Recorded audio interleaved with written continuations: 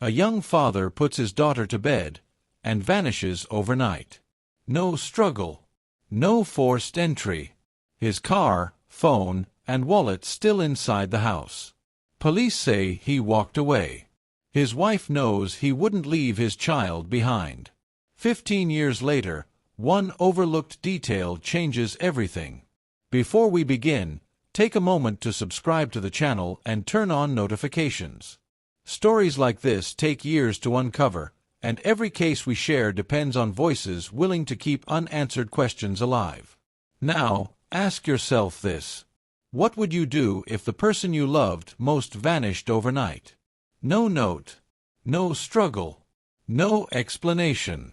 And the only thing left behind was a child who couldn't explain what happened. Tonight's story isn't about a woman who disappeared. It's about a father who vanished in silence. A disappearance so clean that police called it voluntary. So quiet that it stayed buried for 15 years. But what investigators missed? What records quietly recorded? And what one woman finally noticed would turn a forgotten missing person file into something far darker. This case isn't about chance. It's about access, timing, and someone everyone trusted. Watch closely, because the truth didn't come from police. It came from paperwork, and it came far too late. On the evening of June 3, 1991, nothing about the Hartley residence suggested it would soon become the center of a mystery. The home sat on a quiet cul-de-sac in Brookhaven, Missouri, a town built around routine, factory shifts, school drop-offs, and early nights. The house itself was modest. Beige siding, one-car garage, a fenced backyard still unfinished from the recent move. Evan Hartley, 26 years old, had lived there for exactly 4 days. He had moved in with his wife, Lena Hartley, and their 2-year-old daughter Maribel, after accepting a new job at a regional shipping depot. The relocation had been rushed but hopeful. Fresh start. Better hours. Stability. That night, Evan cooked dinner. A neighbor later recalled seeing him through the kitchen window just before sunset, barefoot, holding Maribel on his hip while stirring a pot with his free hand. He smiled when he noticed he was being watched. It was the last confirmed sighting of him. Lena was working the night shift at a rehabilitation center 40 minutes away. Her schedule was known. Predictable. She left the house at 6:10 p.m. Evan waved from the porch. Inside the house, nothing suggested distress.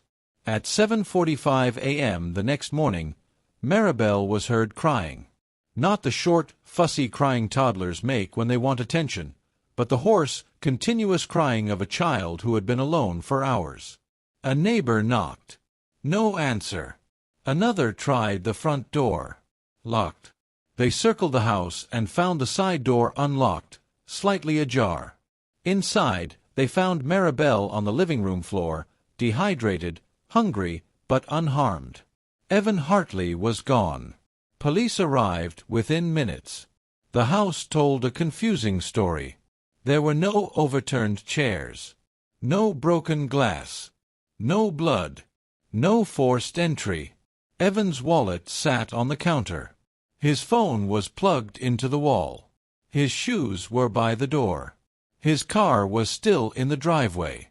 When Lena arrived home, summoned by police, she collapsed in the front yard. She told investigators the same thing over and over. Evan would never leave her. He had no history of disappearing. No mental health issues. No financial stress severe enough to suggest flight. He had just signed a new employment contract. Their lease was freshly inked. Investigators briefly considered voluntary disappearance. But it didn't fit. Evan hadn't taken clothes. He hadn't taken money. He hadn't taken his child.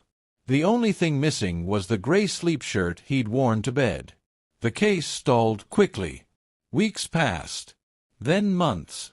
Searches of nearby woods, drainage systems, and abandoned properties yielded nothing. No witnesses reported hearing an argument. No one saw a suspicious vehicle. By 1993, the case was quietly labeled inactive. Evan Hartley became another name on a board. Lena stayed. She raised Maribel alone in the same town where Evan vanished. She refused to sell the house for years, convinced that leaving would mean abandoning him. Maribel grew up with photos instead of memories. She learned to call Evan Daddy from stories, not experience. Lena never remarried.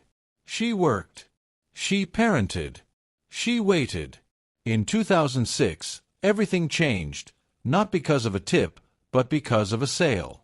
The Hartley house was purchased by a developer planning renovations. Permit reviews triggered archived property records, records that had never been examined during the original investigation. Lena requested copies. She didn't expect anything. Then she saw the date.